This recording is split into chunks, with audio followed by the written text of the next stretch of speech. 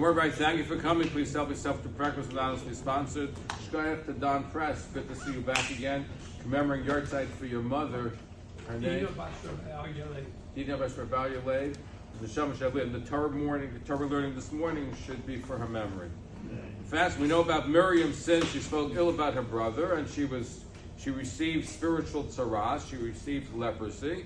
And what happened is that the whole Bnei Yisrael, she was confined outside the camp for 7 days, and the Jews had to wait until she finished her tzarahs before they moved on.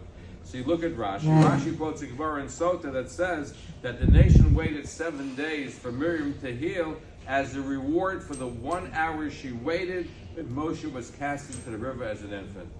So the obvious question that Shema Tov asked was, that happened 80 years ago. Why did God wait 80 years to give her a reward? She did a good deed. Why did it take 80 years for God to give a reward to her? So the answer is that the Torah is giving us an important lesson.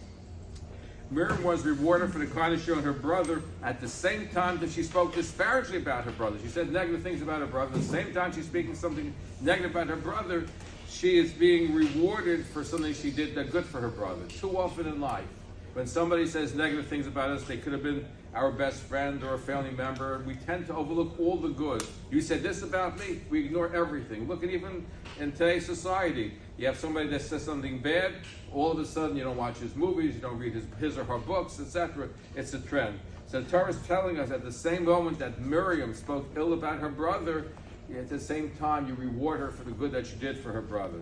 Similarly, we told, the Torah says, the Char Eis Asher Asa Hashem Elokecha LeMiriam.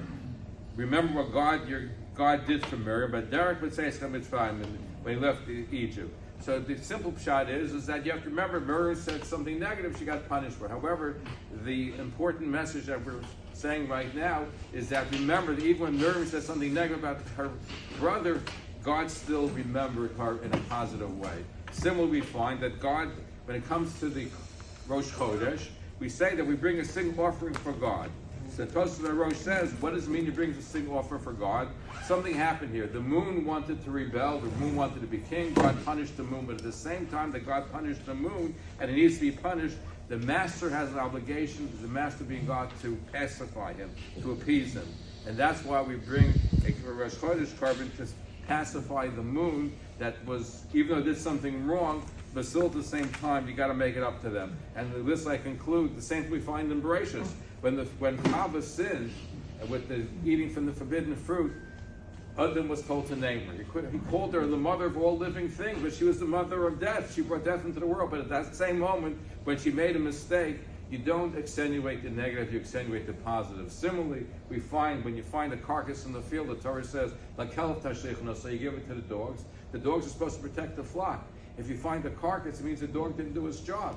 But at that moment, you reward the dog for the good that it does the rest of the time. That's an important message that we're learning. Even when somebody has something bad, you also extenuate the positive. Have a wonderful day.